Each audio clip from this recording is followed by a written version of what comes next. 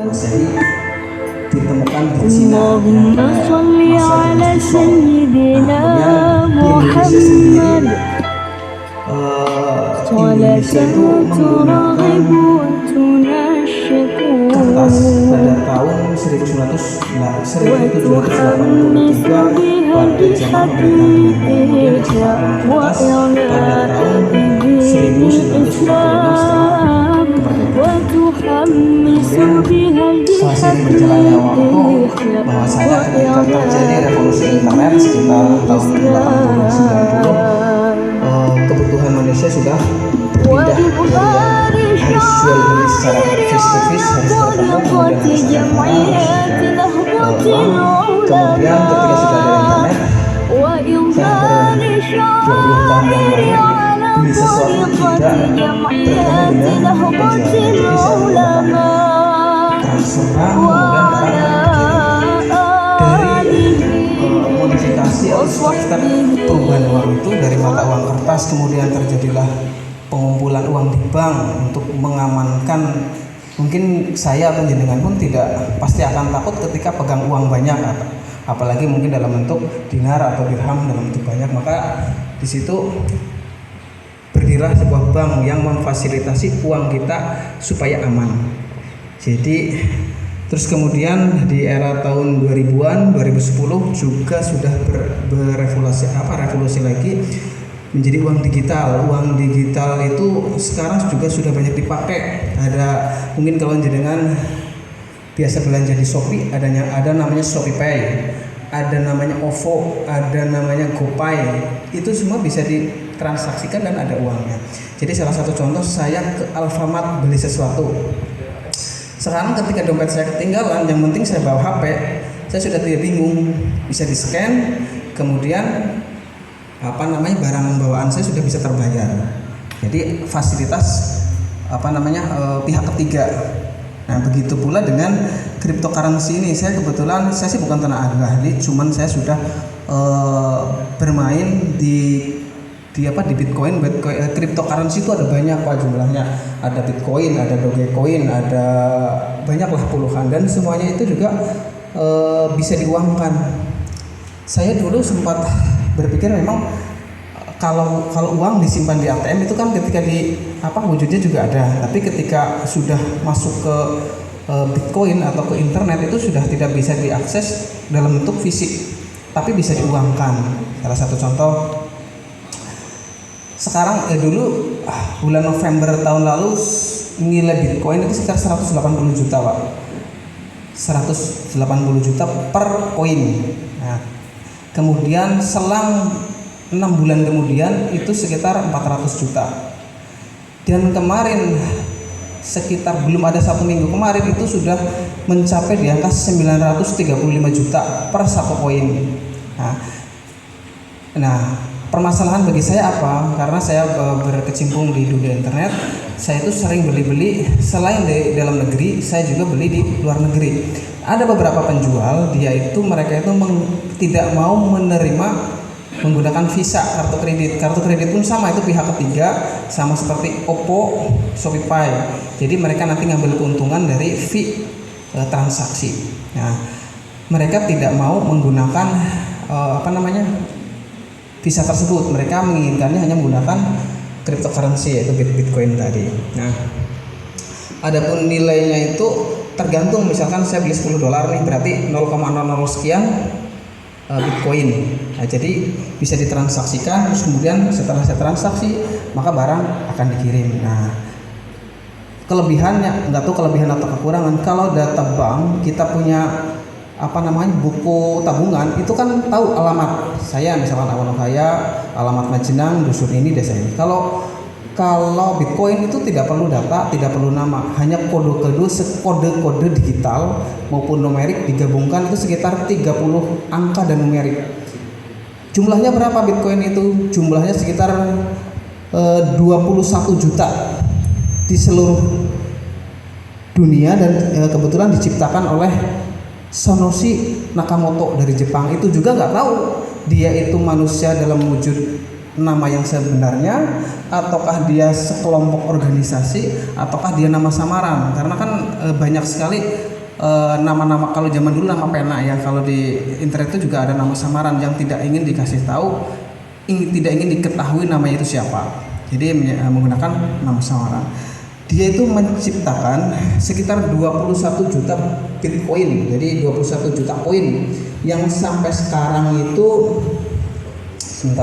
sampai sekarang yang sudah bisa ditambang itu adalah diambil kode-kode yang misalkan ada 21 juta kode nih yang sudah didapatkan, sudah keluar itu sekitar 18 juta setengah, 18 juta 500 ribu koin. Masih ada sisa sekitar berapa itu, 2 juta setengah koin ya, dan itu diperkirakan akan habis sekitar 2140.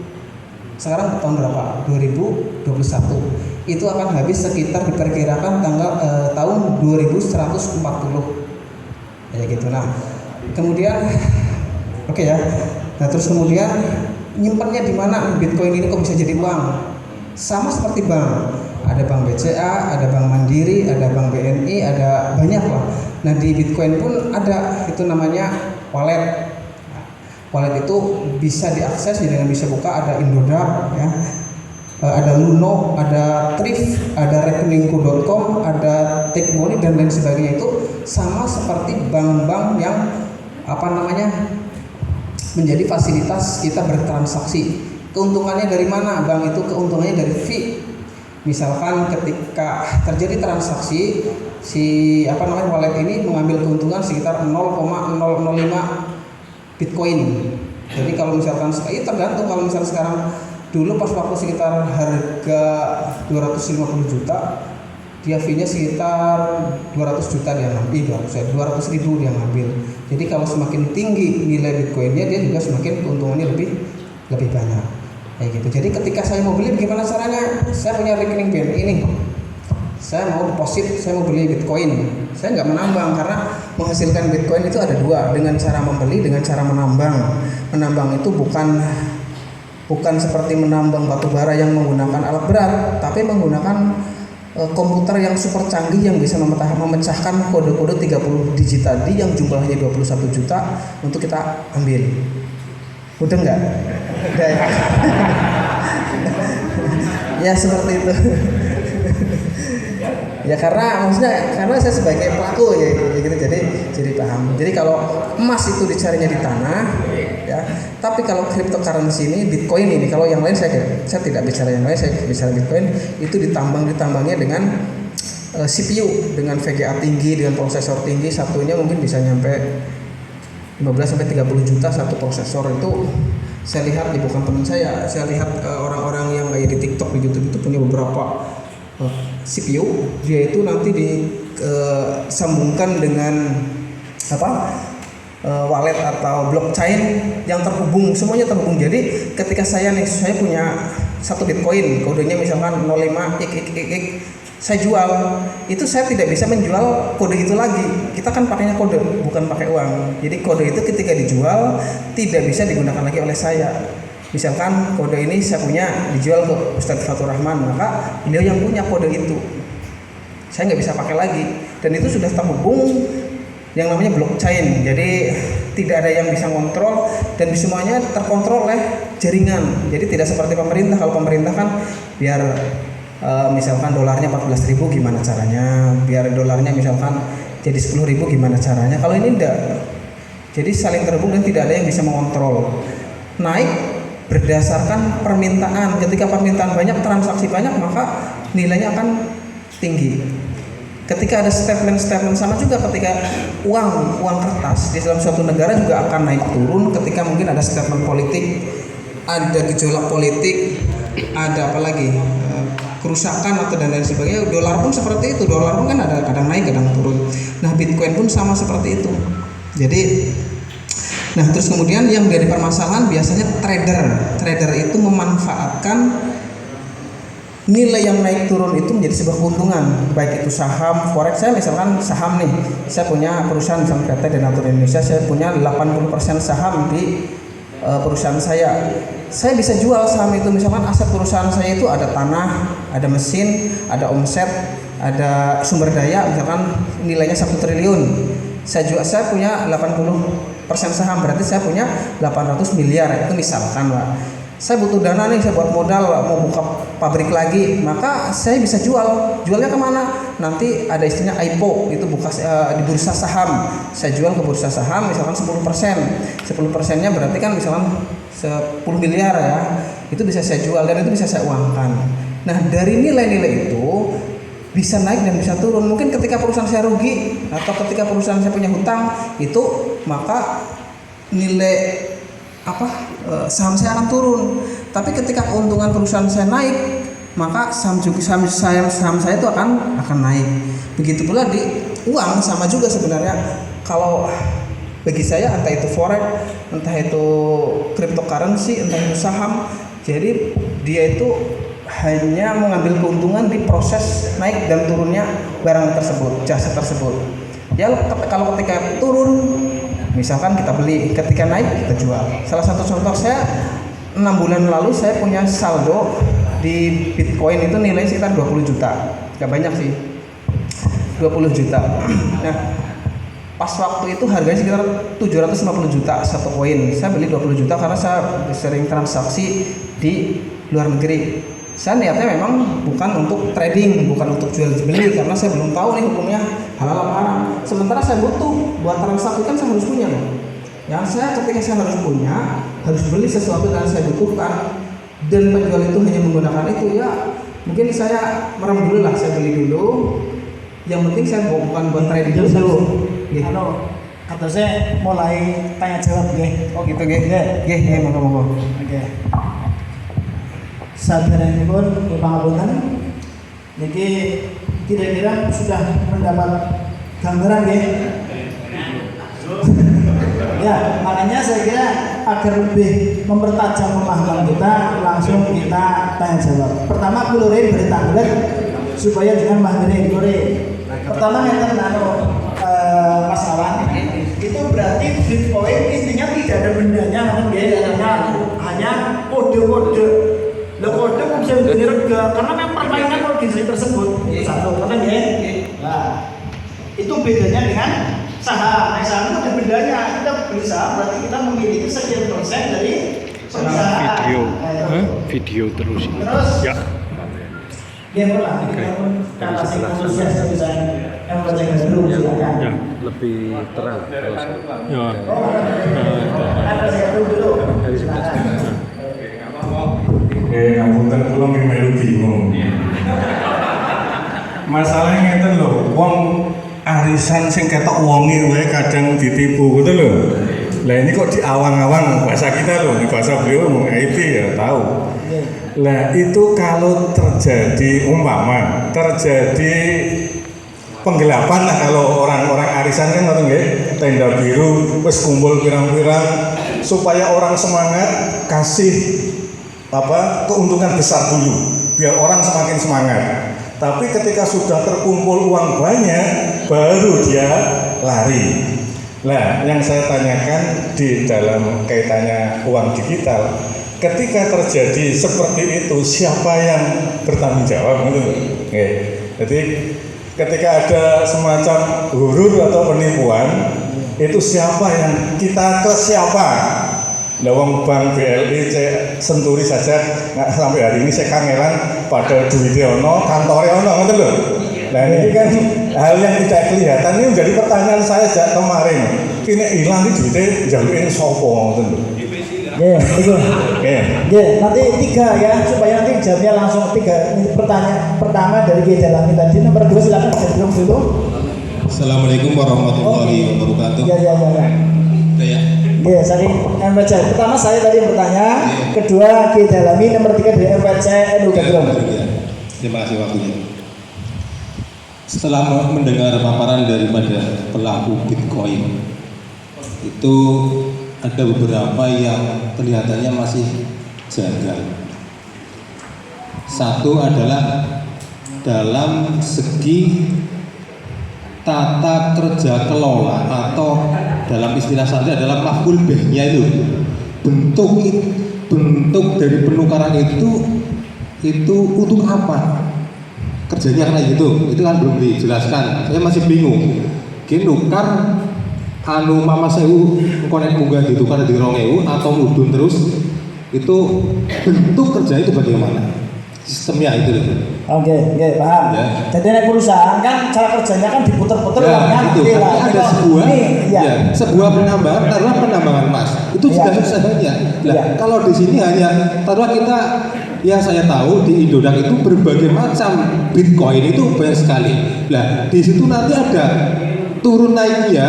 Nah, ini yang disambung oleh dari PCNU ada sebuah huruf atau manipulasi gitu loh. Ini yang perlu dijelaskan. Terima kasih. Coba satu lagi. Jawaban pertanyaan saya tadi sudah dijawab. Ada yang lain lagi? Betul-betul nggak cukup, silahkan monggo Bapak Awan. Oh nanti ya. Ini apa Bitcoin itu apa kan di hukum itu uang virtual gitu. Berarti kata uang kan berarti seumpama saya gambarkan gitu. Saya punya duit 100.000 uang 100.000. Nggak tak pakai ya aja. Nggak kurang. Tapi seumpama Bitcoin atau apa tadi kripto itu ketika dibiarkan saja tetap ajik apa bisa nambah atau bisa kurang atau gimana?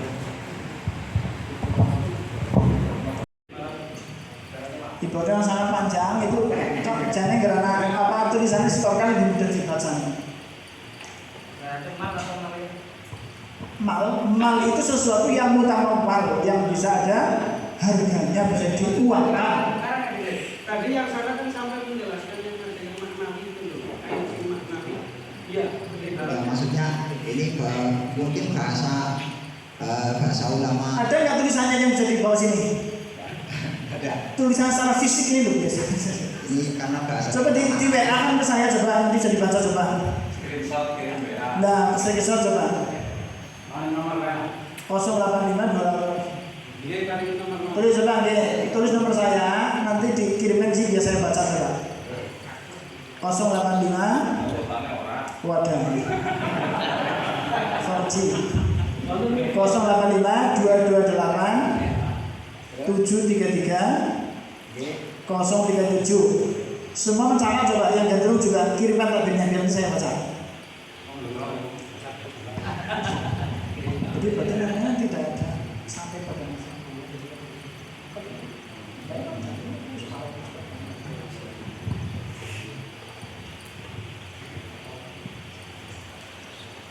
coba sambil menunggu takbir dikirim, coba mungkin ada tanggapan dari para sesepuh bagaimana? Monggo Pak Muiz.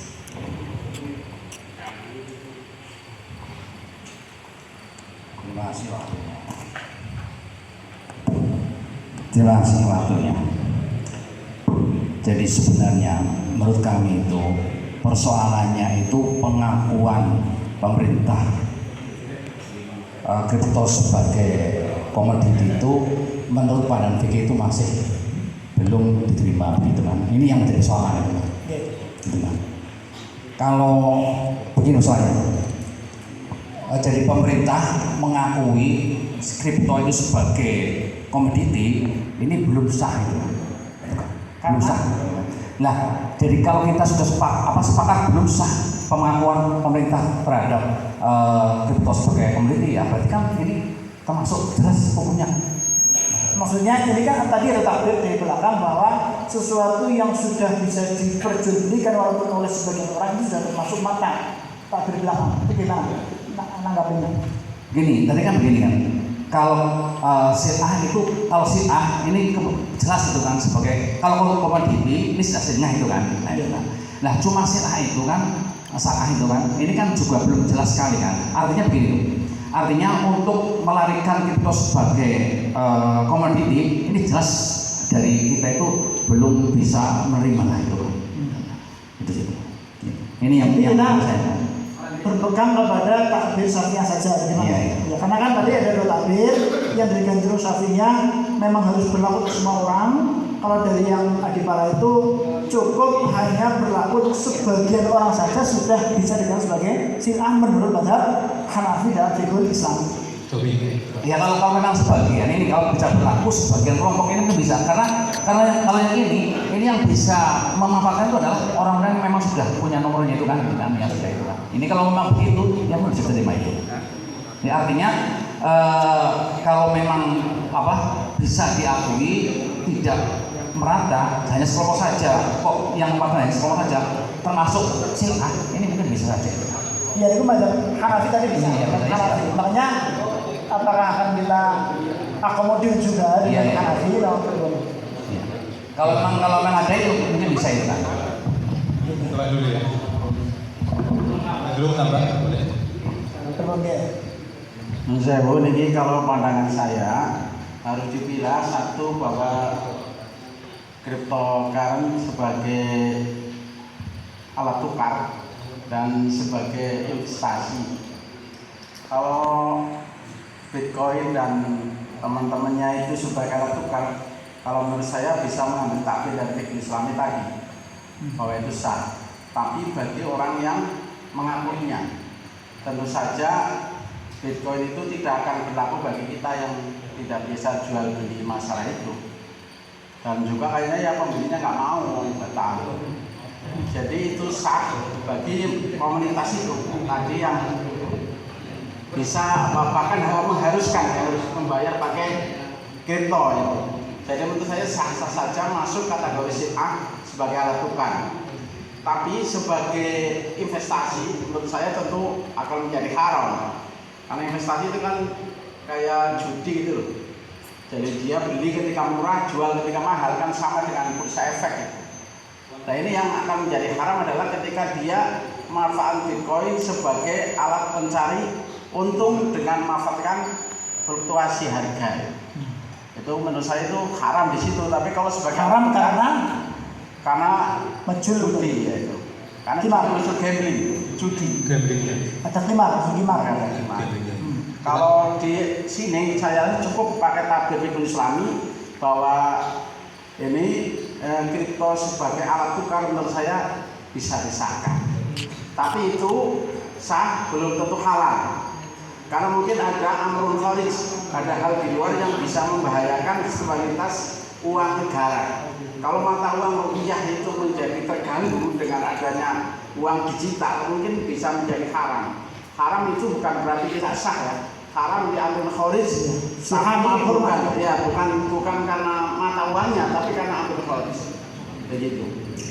Bapak itu. Ya. Jadi arahan dari dua musyawarah tadi bahwa Bitcoin ini sah lihat dari Hanafi tadi hanya sahnya untuk sebagian orang saja, kelompok tadi yang sudah tahu, tidak untuk yang lainnya, sah sebagai mata uang. Karena pertanyaan di poin kedua ini tidak ada masalah halal haram, maka kita tidak membahas halal haram. Cuma ada arahan dari musyawarah bahwa sah ini belum tentu halal. Halal haramnya maka perlu banyak peninjauan kembali, ada horornya, ada mungkin mengganggu stabilitas negara dan yang lain-lain. Itu nanti ada pembahasan lanjutan. Baik. Oke, Dari Gandrung bahasanya menyikapi dari belakang, bahasanya Batunas itu sekalipun menggunakan dikatakan sebagai alat tukar ya atau mata uang, tapi dalam cryptocurrency yang di Indonesia itu belum diakui sebagai mata uang. Maka ketika seperti ini ya jelas nggak bisa, artinya lingkar nggak bisa. Nggak bisa kita maksudnya. Nggak bisa untuk alat tukar secara hukum. Secara hukum, apa hukum negara? Dia negara. Nah, ketika negara dia akan mengharuskan kita harus patuh pada negara seperti yang dikatakan. Ya, jadi negara gini, negara itu bukannya tidak membolehkan, tidak mengakui. Tapi kalau mau bermain di silakan saja. Ya, itu mengakui dalam segi komoditi bukan mata uang. Mata uang satu rupiah. Nyun sewu seperti ini. Maksudnya kita harus sadar diri, mencoba menggambarkan tasawur bagaimana kita di posisi negara.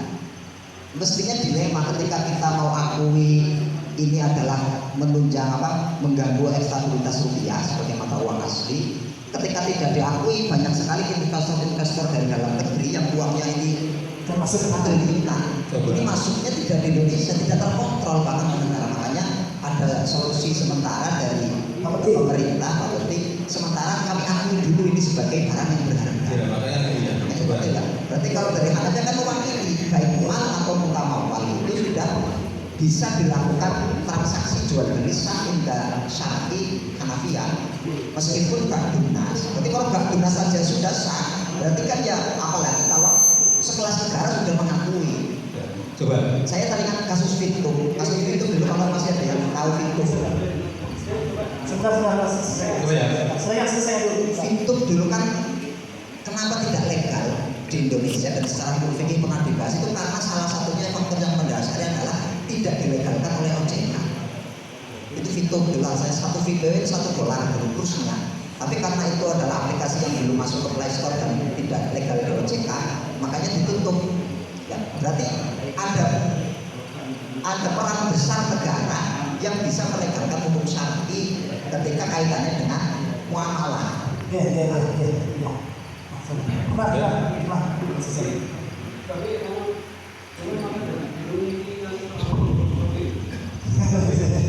mungkin tambah dulu.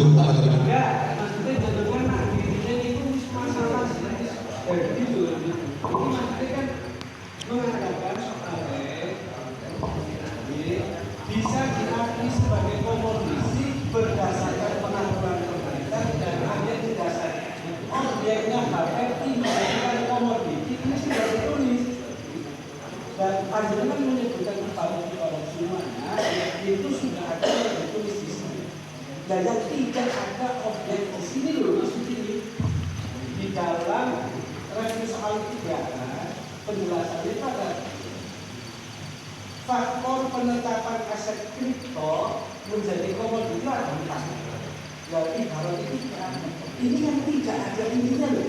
Nanti kita Maksudnya gimana? Ustaz saya gimana? Pemahaman saya, pertanyaan ini kalau tidak ada yang mendasari sesuai dengan kriteria Bapepti menjadikan komoditi itu bisa tidak itu. Tidak ada objek yang mendasari ini tadi kan disepakati bahwa yang dimaksud mendasari itu adalah objek mabeknya tidak ada. Mabeknya bukan mendasari undang-undang itu bukan. Mabeknya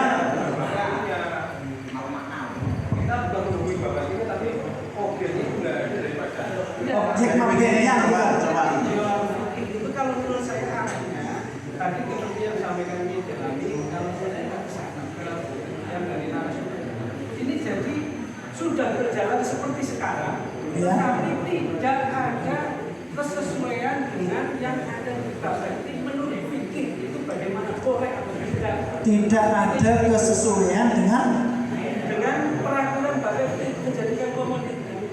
Maksudnya Bapepti jelas mengakui itu adalah aset komoditi diakui setelah memenuhi 4 syarat. Bukan, Bapepti sudah mengakui. Sudah ibaratnya iya. Maksudnya kalau yang tidak memenuhi Ini saya paham maksudnya kalau seandainya 4 syarat ini hilang tidak ada, apakah secara fikih masih legal? Arahnya soal itu ke sana karena yang terjadi di dunia internasional itu sudah seperti itu. Enggak, kalau saya kemarin browsing sedikit ya di internet itu dari pemerintah memang ini cuma yang ditampilkan sebagian faktor saja yang 4 ini. Sebenarnya banyak sekali dilema khususnya dari pemerintah yang mengurusi soal ekonomi dari keuangan, Menteri Keuangan dan sebagainya itu memang sedang dilema Indonesia itu belum siap menerima uang digital. Uang digital, iya. Jadi begini ya, gini. Dari sinilah kemudian meskipun pemerintah Indonesia tidak mengakui cryptocurrency sebagai mata uang, tetapi pemerintah mengakuinya sebagai komoditi dan masuk dalam kategori aset digital. Apa sudah kan? Terus yang menjadi masalah gimana? Sebentar.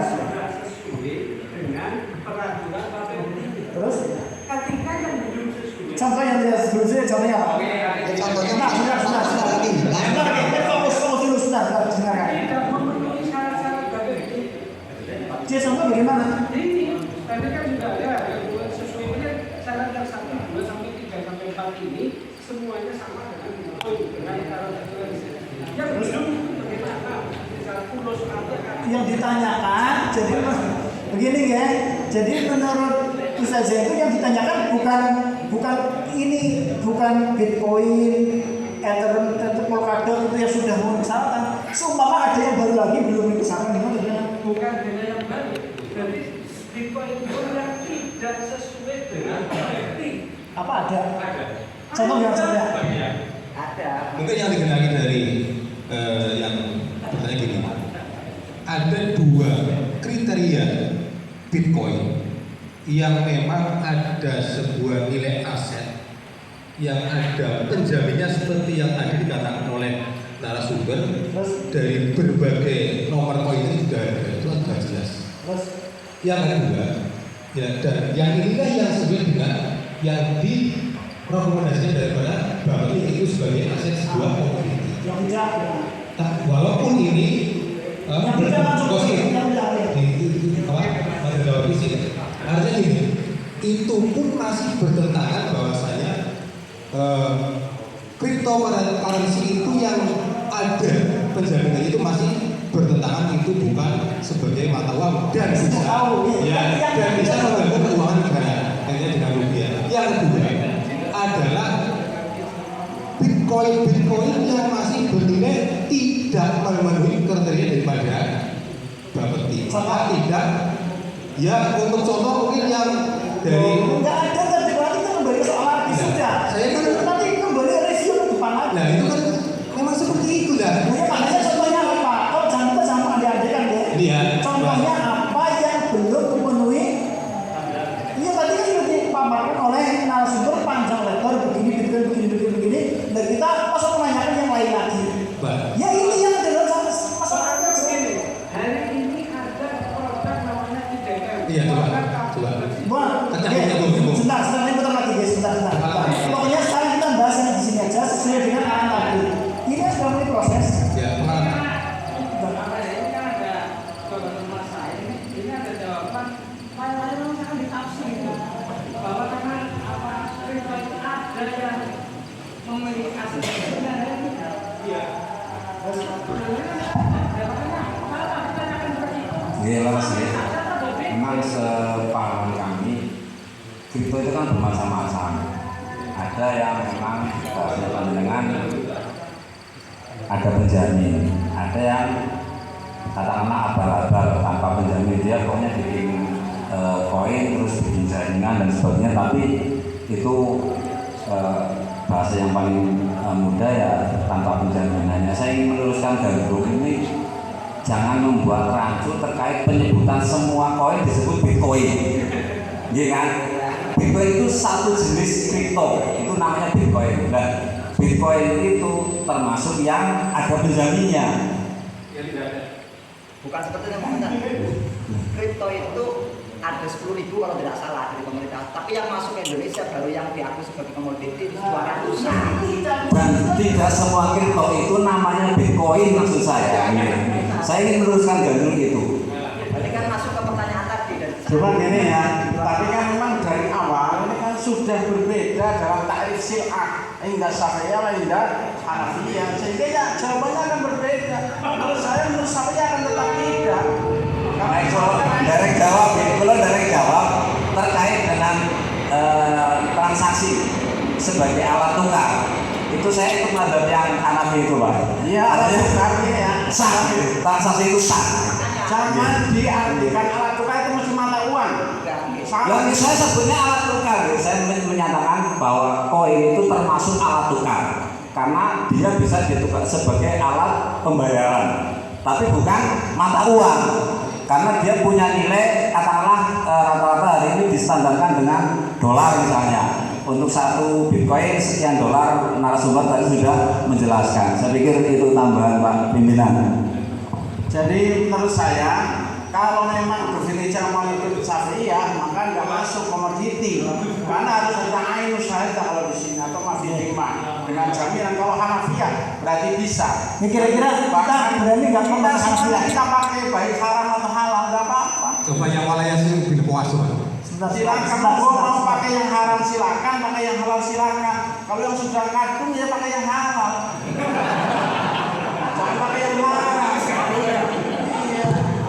jangan harus halal, harus halal dan halal. Enggak apa-apa. Bapak juga begitu kan? Ada yang haram. Saya bilang ini jangan dikaitkan dengan Al-Muharris dulu. Nggih, kok dulu nggih. Sebentar guys, sebentar. Nanti kalau kita mau bahas kaitan dengan masalah mata uang, stabilitas ekonomi nanti dibahas lain. Ini pokoknya dulu komoditi apa bukan? Kalau Hanafiyah komoditi dan itu sama dengan MUI. Kalau Syafi'iyah itu memang haram.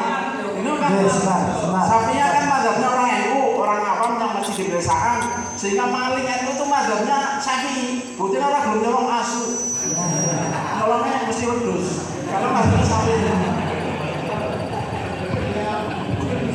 Ya, berarti nyala ya sebentar.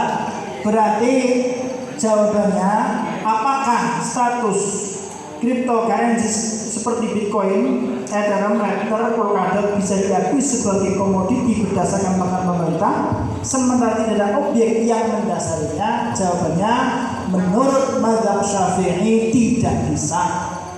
Menurut mazhab Hanafi bisa disebut sebagai komoditi. Cocok betul? Coba kawan berikut contohnya biasa mau tak bicara coba gimana? Assalamualaikum warahmatullahi wabarakatuh. Waalaikumsalam. Terima kasih pertama waktunya. Selanjutnya dari apa yang tadi sudah disampaikan, sebetulnya kalau tadi tidak disimpulkan bahwa dalam mazhab Syafi'i ini tidak masuk dalam kategori komoditi, dari ibarat-ibarat yang sudah disampaikan oleh sahabat-sahabat, khususnya tadi adalah dari Majnah dan dari Fiqhul Islam tadi, kami kurang setuju. Ya. Kalau dalam ibarat yang kami temukan bahwa dalam masalah penentuan, ya langsung dibaca ya. Al-malu lughatan kullu ma yuktana wa yahusul insanu bil fi'li sawa'un kana mainan aw manfaatan. Istilahan al-hanafiyatu kullu ma yumkinu qiyasatuhu wa ikhrasuhu wa yantafi'u bihi adatan. Niki ba'dul Hanafiyah mutaqaddimin. Jumhurul fuqaha termasuk Hanafiyah mutaakhir, ya. Kullu ma lahu qimatun yalzamu mutlifahu bidomanihi.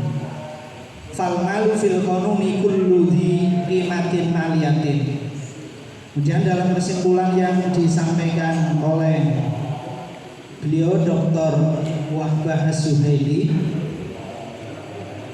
mengatakan dari urian panjang setelah membacakan ta'rif al-maliu, wa hadza yadullu ala anna kullama lahu qimatun bainan nasi fa huwa malun syar'an li'anna al-qimatal maliyah tadatumanu wa tastalzimul manfaata. Terus kemudian yang batas setujunya kemudian ini kan sama, cuma di situ tidak ada kata-kata walau di ba'din nas. Maksudnya saya kurang setujunya tadi yang dikatakan walau ba'dun nas itu sebetulnya adalah jumhurul fuqaha, bukannya Hanafiyah. Ya. Kalau sebagian Hanafiyah mutaqaddim tadi menyarankan bahwa barang itu dikategorikan sebagai mal ada dua unsur. Yang pertama harus bisa disimpan, yang kedua harus bermanfaat. Artinya berarti jenengan pendapatnya setuju, arahnya tidak setuju gitu. Iya. Oke, sama saja berarti kami. Berarti jenengan tetap jenengannya sama dengan Majnah, cuma mengatakan itu bukan mazhab Hanafi saja tapi jumhur gitu ya. Saya paham maksudnya. Maksudnya beliau itu mengatakan kalau kami itu keliru urutnya. Maksudnya ba'dun nas itu menurut beliau adalah bukan manfaat menurut sebagian komunitas, tapi menurut sebagian ulama ya. Maksudnya jadi menurut saya bukan, silakan dipahami dari siapul kalamnya kan jelas. Boten ya, boten piye. Jadi kalau saya memahami dari ibarat yang tadi dari fikih Islam maupun dari asbab wa nadhir, itu justru kalau menurut Syafi'iyah dan jumhurul fuqaha ini masuk dalam kategori komoditi. Sebab dalam Syafi'iyah sendiri, contohnya kalau dalam takrif B dalam kitab takrif itu kan juga memasukkan ainin maliyatin dan manfaatin mubahatin. Jadi manfaat mubahah itu termasuk dalam mabi. Itu pun dalam pembahasan kitab Syafi'iyah. Haram ngoten nggih. Niku baru membahas yang pertama sil'ah atau tidak, yang kedua kemudian termasuk komoditi atau tidak. Okay. Yang seterusnya zakat atau tidak, tapi terus jenengan iki nek zakat berarti halal, belum tentu nggih.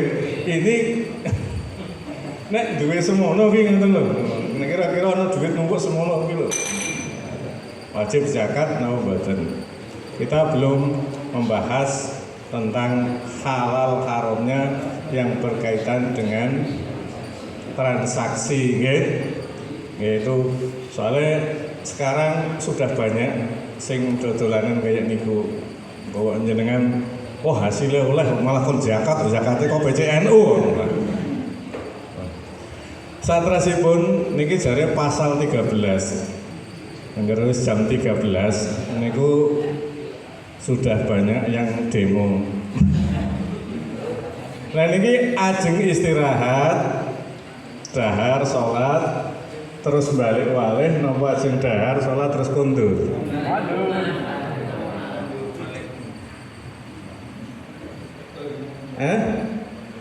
Kondur aja nih sudah. Kebijaksanaan ketua LBM. Cukup lah. Manut pilihan ketua LBM. Nggih, menawi jenengan ngersake kondur, tulung sing gadah ibarat-ibarat yang berkaitan dengan masjid dan nikah, tolong pakai dikumpulkan ke sekretaris LBM kangge persiapan ngenjang dinten Senin maju ke PWNU Basul Masail wilayah Jawa Tengah. Ngoten nggih? Nah insyaallah masalah masjid kan kathah sing gadah. Nek mau kripton kula dhewe ra paham. Nah nggih, tapi nek masalah masjid napa oleh masalah nikah jenengan iku rajin goleki. Mau nikah. Nggih, berkata nggih. Nggih. Mohon maaf, ini yang hasil bulan yang lalu Basul Masail seharusnya dibagikan ke yang sekarang. Oh gitu. Iya. Jadi sekarang semuanya Basul Masail apa nanti ya Basul Masail yang akan datang Bagikan. Siap. Nggih, biasanya Pak, yang sudah jalan kita hanya mengikuti yang dulu. Itu setelah 5 tahun kita bukukan satu buku, nanti ketika musker cap konferensi kita bagikan semua. Biasanya kayak ngaten. Pertanyaan sudah setiap berapa tahun? Nah. Ya nanti Pak tolong ya ajukan ke PC bahwa LBM butuh dana fotokopi dan seterusnya. Bahkan insya Allah kalau menghendaki seperti itu bisa langsung WA nomornya sekretaris itu ada. Walaupun hanya satu lembar lah, yang penting keputusannya. Tinggal print itu sama namanya. Nggih matur nuwun, masukannya bagus karena memang jenengan kondur juga harus bawa oleh-oleh. Oleh-olehnya adalah hasil keputusan ngoten. Nek hanya seperti ini kan kadang jenengan mudeng borak soalnya mau karo ngantuk sih kadang. Nggih. Niki sampun nggih, mangke kita tutup nggih. Tapi tolong ibarat-ibarat yang berkaitan dengan soal selanjutnya masjid dan nikah tolong dikumpulkan. Kersane mangke LBM merumuskan untuk maju ke tingkat Jawa Tengah. Mekaten matur nuwun sanget rawuhipun sedaya kemawon. Lan matur nuwun Sahibul Bait MBC Cipare yang telah mengebut bangun gedung. Ini loh, bangun gedung ini kebut ben iso tinggoni. Muga-muga berkah Basul Masail gedungnya dadi alhamdulillah. Mugi-mugi ini awal yang baik untuk kegiatan di gedung Aswaja MBC Cipare. Kita tutup ala hadiniyah wa ala kuliniyah sholihah wa ala mana wajibul hadirun wa ala mana wa salafuna sholih wa ala mana wa muassis nahdlatul ulama wa ala mana wa salafuna sholih. Al-Fatihah. A'udzu billahi minasyaitonir rajim. Bismillahirrahmanirrahim. Alhamdulillahirabbil alamin. Iyyaka na'budu wa iyyaka nasta'in. Shiratal ladzina an'amta 'alaihim ghairil maghdubi 'alaihim waladdallin. Kirang langkung yang pangapunten billahi taufik wal hidayah. Assalamualaikum warahmatullahi wabarakatuh. Untuk 3 bulan yang akan datang pundi sing kersake nggih? Enten sing kersake mboten teng kene. Ana rencana tahu seumur urip